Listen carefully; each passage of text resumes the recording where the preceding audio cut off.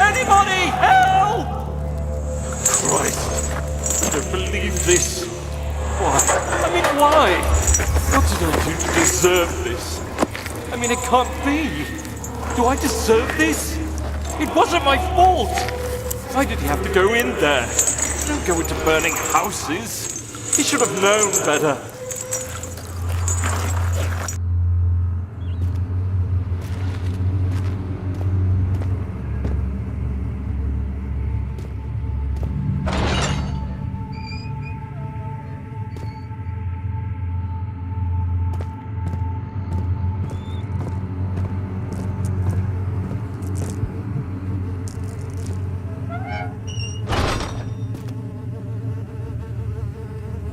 August 1839. I feel like I have fled the world and all its worries. Brennenburg is a majestic creation perched upon a forest-clad hill with towers reaching well above even the highest pine trees. Following the winding road leading to the gates gives the impression of discovering something forgotten, as if journeying with Marco Polo to the hidden Xanadu. Alexander, the Baron, is a peculiar but gracious man. He seems well versed in worldly matters and is not at all as eccentric as I assumed. My room is exquisite, and I'm confident that no hotel for miles could even hope to match it. As the sun sets on Brennenburg, its fairy tale varnish turns to an eerie gloom. Alexander's strange servants are never far away. They are a quiet lot, and their behavior could only be described as skulking. Alexander seems pleased by my presence. As he puts it, it seems like I got here just in time.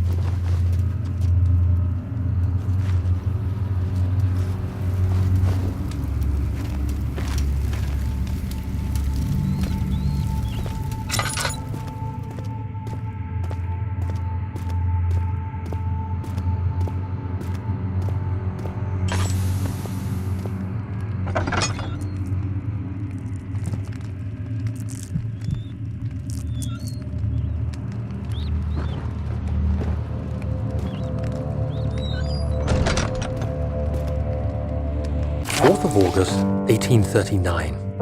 The nightmares woke me in the early morning, and for a moment I forgot where I was. Shortly after, there was a knock on my door. Alexander had heard my screams and asked me to join him in the parlor. As we drank our tea, Alexander began to tell me what he knew. It seems like the orb I found casts a long and dark shadow. It's not only a powerful item, but a dangerous one. Simply by touching it, you invoke the powers within, and if you are too weak to control it, it will devour you. The shadow is a sluggish thing, lagging behind the wielder, killing anyone or anything in its path to reclaim the orb. I said I didn't care about its powers and that I should throw it away. Alexander advised against this, as I'd still be a part of the path to the orb and eventually suffer death. Having the orb, I would at least have the chance to fight back when the time came. I asked Alexander what he meant when he said he could protect me, and he answered that things can be done, but at a price.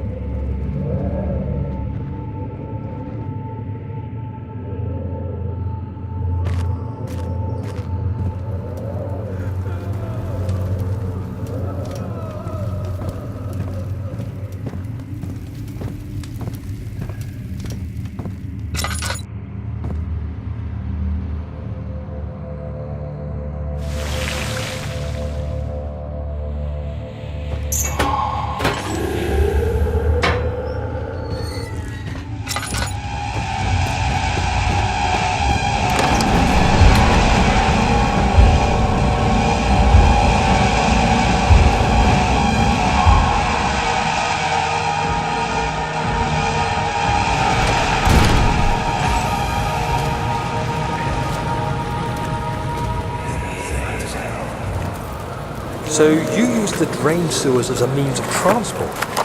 Yes, they were built to divert water from an underground spring and are quite spacious. It seemed only natural to incorporate it into the overall structure.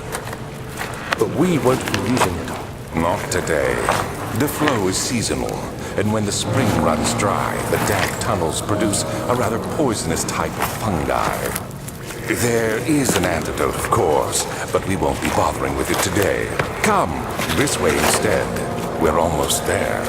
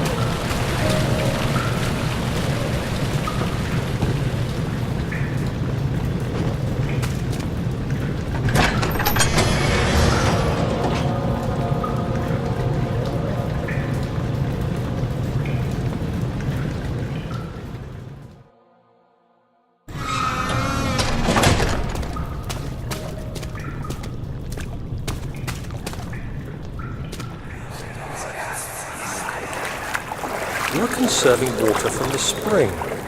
Yes, it enables me to control the water in the drain sewers to some extent. Also, it can be used for all sorts of purposes. Like for drinking? Well, that too. But mostly to run different machines. Ah, like water mills. Exactly.